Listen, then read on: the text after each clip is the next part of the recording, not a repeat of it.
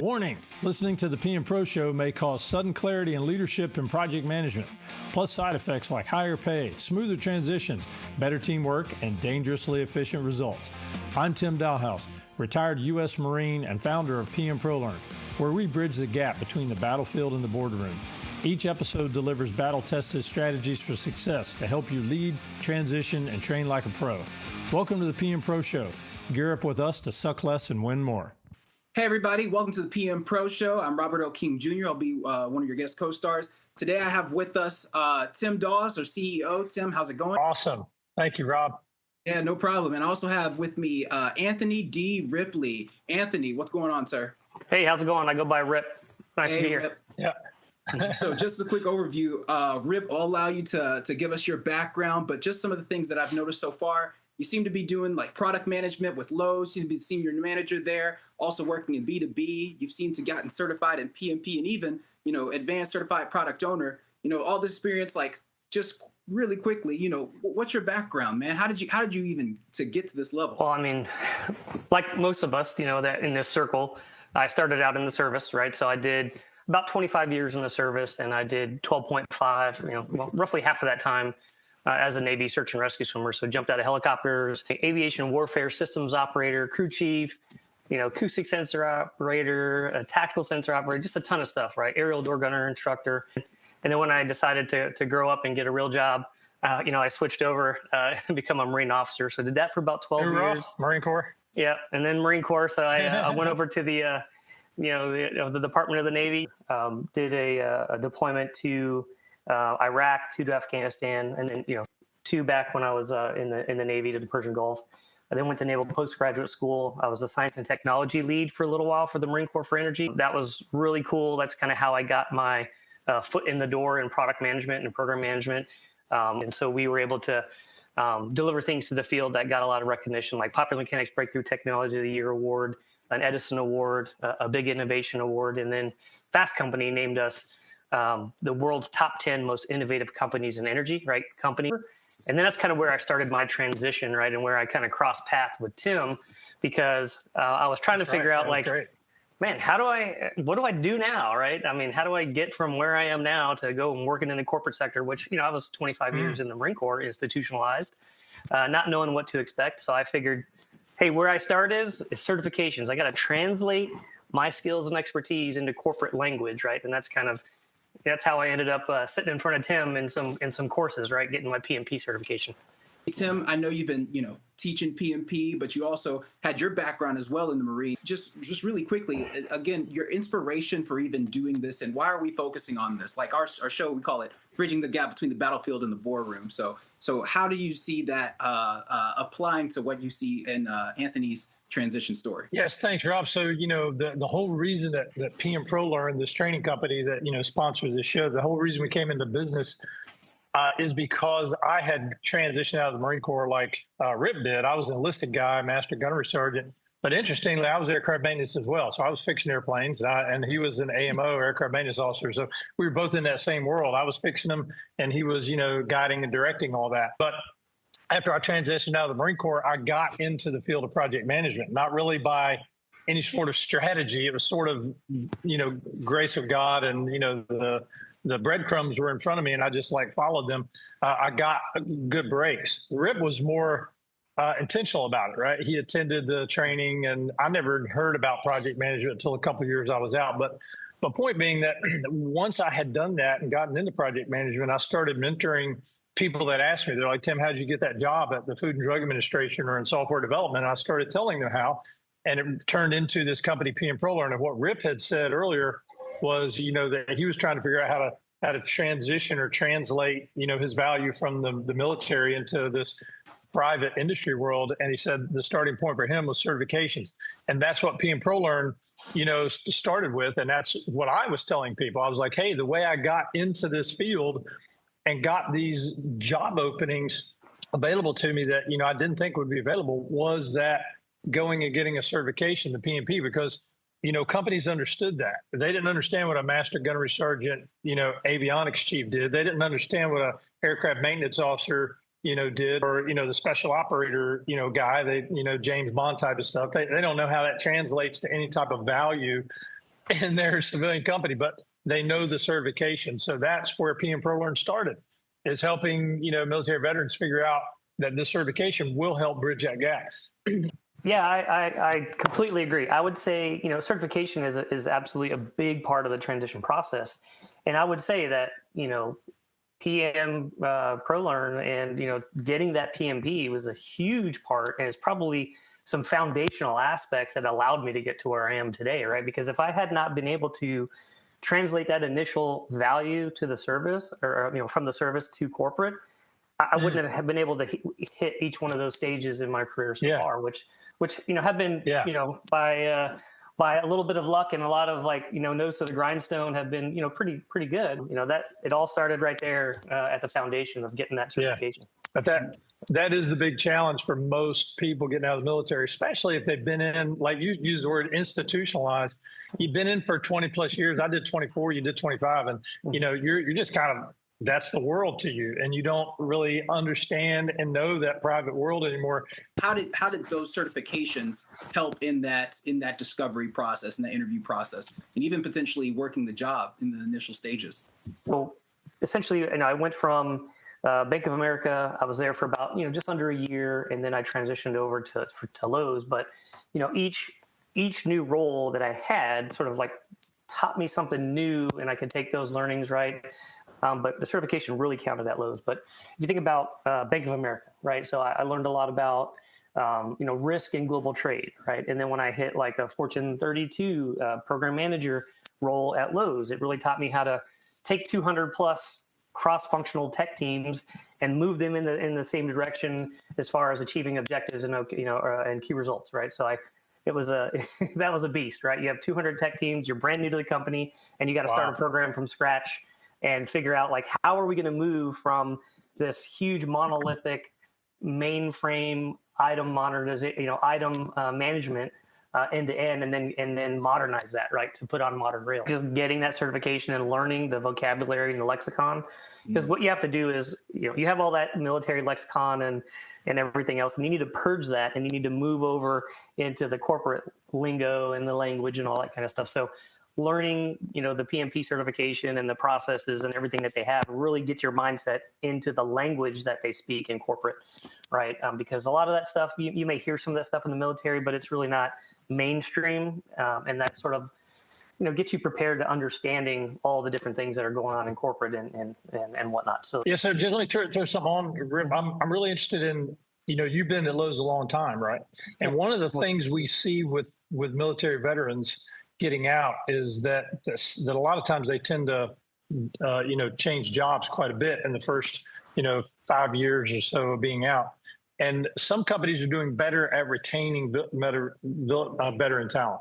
And so in addition to attracting the veteran talent, I want to do you have any insight on what Lowe's has done to keep you hanging around as opposed to making you shop for other, jobs?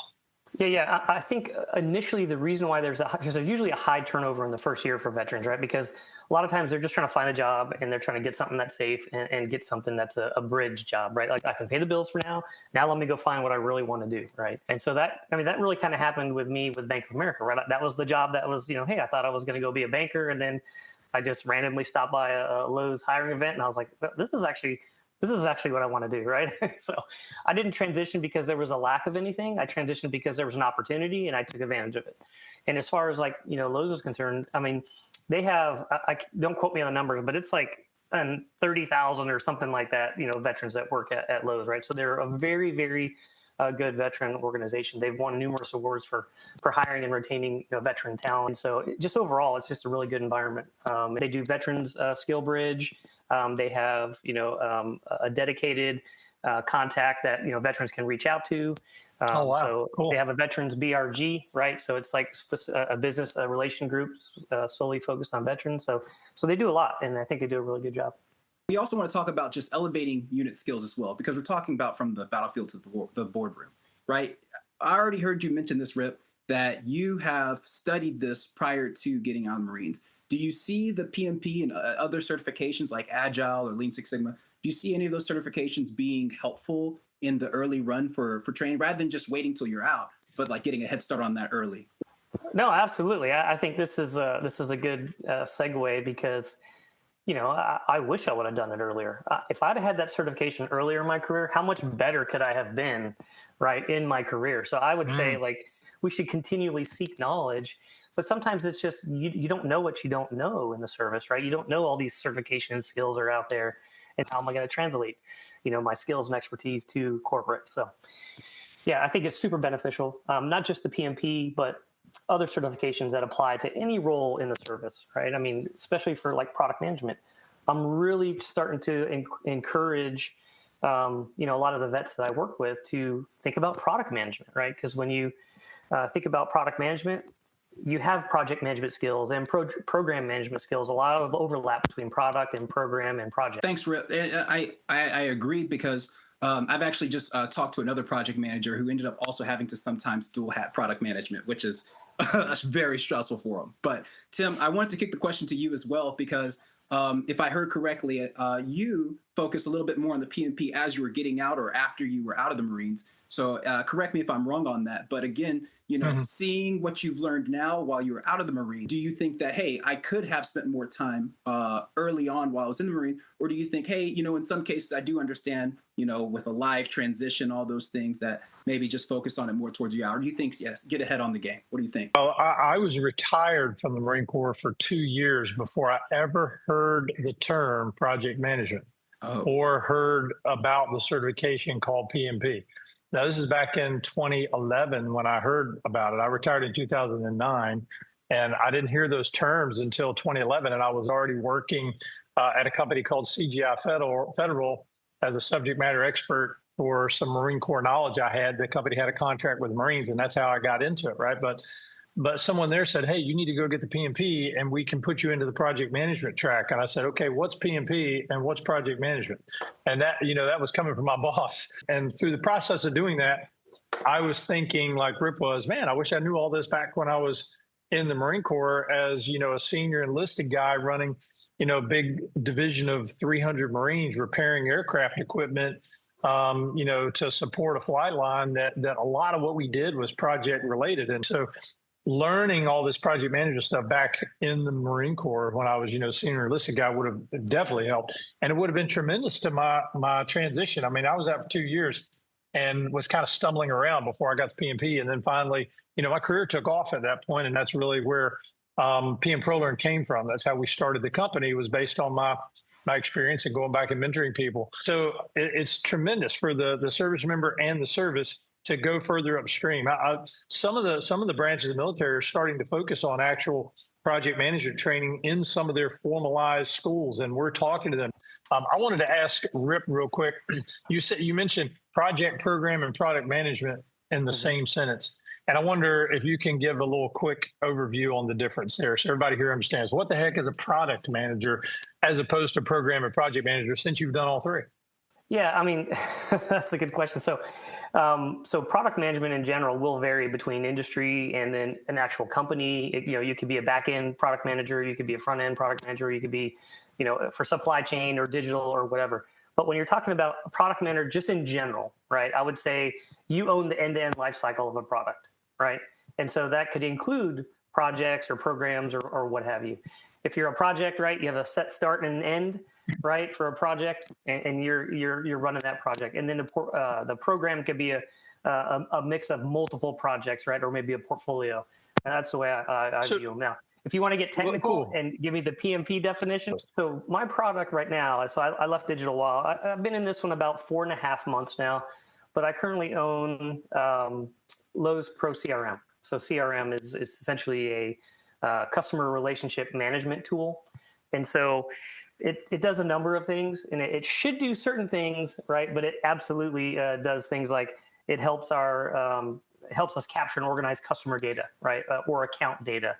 It's not just a sales tool. Like a lot of times you'll say, oh, it's a relationship management tool, right? But it's not just the tool, for account information. For me and my team, it's a revenue growth engine. And for me, that's where I'm taking my teams as far as our product, as far as Pro CRM. Make it the best in class, make it a revenue generator, reduce all the administrivia that a sales rep has to do so they can just focus on their one job, that brings in revenue, which is selling. To me, one of the really important things with military veterans, from the military veteran perspective and the company perspective that they're walking into, is this. You mentioned revenue and sales and stuff, and that's really a foreign concept to most people in the military, right? And so how did you make that kind of psychological jump to valuing that over, valuing other things? Well, how can they, I'll answer the second question first. Like, how can they use that military talent? I think regardless of whether you're in the military, out of the military, those people that are in the military, they have similar skill sets that corporations have, right? We just haven't been able to translate them. And although you don't directly control profit and loss, P&L is what they call it. Like when I was the commanding officer of CNAT New River, like I essentially controlled profit and loss because I was responsible for the budget. Did I overspend? Did I underspend? You'd be held accountable for that. You were responsible for everything that organization did or did not do. And essentially, when it boils down to it, that's what you're responsible for. And P&L is just another outcome. Like if I'm building a feature or a product, one of my outcomes might be increase sales by 5%. To me, that's just an end state that I'm shooting for. It's another outcome I'm trying to achieve, right? And when you're looking at the military, it's the same thing. Like, hey, I got to push 2,000 students through the pipeline this year, right? 2,000 is my goal. I need to increase it by 200 this year. That's my outcome or my objective in OKR is I'm focused on that number, right? That metric. And so for me, it was really easy to kind of transition because it's just another metric you got to hit and that you're measured against. Sorry. No, that is an awesome way to put it, Rip, that for, those military folks that may be scared or just, a little apprehensive about walking into a profit and loss world, it's just another goal, another mission, another key objective that you have to hit. So whether the goal is to, make a flight schedule or make a certain profit margin, military people come with the mindset to make that happen. Oh, but one more thing for like blind spots. I think in the service, we kind of like, we have our orders and we have our objectives, we go execute, right? But in corporate, especially for product management, we kind of expect sometimes, like at least for me, like when I was transitioning, from the service, I kind of thought everything was going to be, hey, we got clear orders, we got clear chains of command, everything's going to be good. But, sometimes it's pretty ambiguous, right? And it's vague and you don't really know and you got to go figure it out along the way. Some of that takes a little bit of getting used to, but, I think veterans will be, they'll do a good job. They'll adapt and they'll overcome like we do in any other environment, right? So, yeah. I want to give you a chance to talk to us about your book real quick. I have a copy of the link. I'll be sure we'll edit it in so where we can see it on the video. You're a writer now, huh? What I'm really after is like, how do I help people that like, I didn't get any help. So how do I help them do better and have those, those tools to execute faster and not have to learn as much on the way like I did. I had to stumble and learn and figure it out. How do I just take all that and put it together in like a nice succinct thing and give it to them? And so one of the things that I did was I was like, so I'm learning about product. I'm reading all these books, like monthly, I'm reading books. I'm doing reviews on them. I'm trying to, synthesize all this information, but I don't really see like something that tells you real life, right? It's all theory and, in a perfect environment, you'll do this and whatnot. And so what I wanted to do is I want to just write a quick and dirty, guide, like something that you could sit through in 45 minutes to an hour, read the whole thing and execute the next day. And so I just wrote a leading product through chaos book, right? And so it's basically, a modern PM's guide to thriving in real world organizations. So, the myth, an ideal product organization is a complete myth, right? They're all going to be changing. They're trying to keep up with business. They're trying to keep up with technology. They're constantly changing. New people come in, old people go out. The orgs happen all the time, and you got to just like figure out how to operate in that chaos, right? Kind of like the battlefield, right? The battlefield's it's always changing. You got to figure it out. And so what I wanted to do is just, hey, here's something that you can go with. You read it, and if you're a military, you're transitioning, you're thinking about product, maybe you can kind of read this. It gives you like, oh, hey, here's the basics, right? If I can get this down, I'll be good. So all that kind of just crammed into like a 40-page guide that you can read in like no time. Tim, I want to ask you one more question, then I'll have a game for Rip. So, Tim, a game. The blind slot ring game. Hope you're ready. And as we're going to continue speaking with our PM Pro alumni, just you've seen Rip's transition from military to civilian experience. what is this feeling that you also hope for other veterans that are thinking about going through this transition process? So it's a little more of a feely question. I'm sorry. That's okay. Marines aren't usually touchy-feely. But yeah, Marines, what's an emotion? It's a good feeling, man, to help put people on the right path, right? I mean, people are responsible for their own outcomes. And, I believe there's some God involvement there in our ultimate destinies. But you reap what you sow. So you have to go out there and work hard for the goals that you want to achieve. So I love being a tool for helping people get on a pathway. And a lot of people go that way. They love it. They make something of it. Rip's a great example of how he just, went that path and did great things.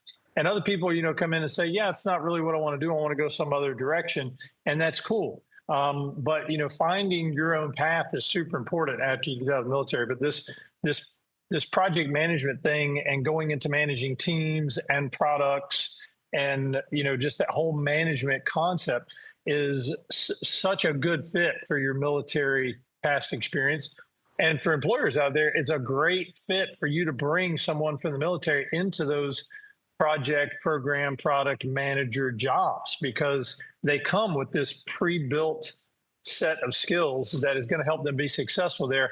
That's one of the reasons that PM-ProLearn exists and why we've continued to march, is just because the fuel behind why I would still go teach a PMP class is because I love that interaction with people and helping people, get on a path to success, wherever their path takes them. So, no, I appreciate giving back as well. I was just in another panel for Onward to Opportunity and how PMP helped and all that kind of stuff.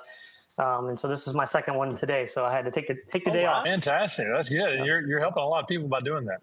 I hope so. That's kind of the end state or the end goal. So I actually thought about following your footsteps on the product side, and teaching the product stuff, because I was an instructor in the military, you were, and that kind of thing. Yeah. So, but let's talk about that afterwards, man. PM-ProLearn, might want to collaborate with you on that. Oh, look at that. Right. Collaboration coming again, right?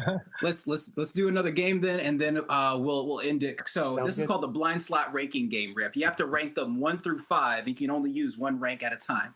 And I only give you one item at a time. So for example, if you say item number 1 is your favorite, guess what? Rank number 1 is gone. You only have ranks 2, 3, 4, and 5 left. So you may be stuck with something as the worst ranking. So the situation or the question is, from your transition from, military life to civilian life, where would you rank these items? So I'll just give you the first one. First one is sleep. 1 through 5. 1 through and 5. 1 is the best. And 5 is the worst. Man, Marines don't sleep. That's number 5 for sure. It's kind of a work in progress because product launches keep you up sometimes, right? And you have teams that work overseas, so you're constantly collaborating them, so you don't get to sleep anyway. Hey, that was quick then. Okay, so here's the second one then. So you only have 1 through 4 then. The pay. 1 through 4. I'd say pay's probably maybe not the top one, but maybe number 2, because it's an absolute consideration, because you need to be able to provide for your family and meet all your life goals and everything you're trying to get to. But it doesn't motivate you day to day. It's more of a prerequisite. Once you have that, you're out of the way, and then you don't think about it, right? Gotcha. Sounds like Maslow's hierarchy of needs. Once that need's met, you got to have higher needs to motivate you. Yeah. Yep, definitely PMP terminology. Right? So you have 2 and 5 used up. That leaves you with 1, 3, and 4. All right, here's the next one then.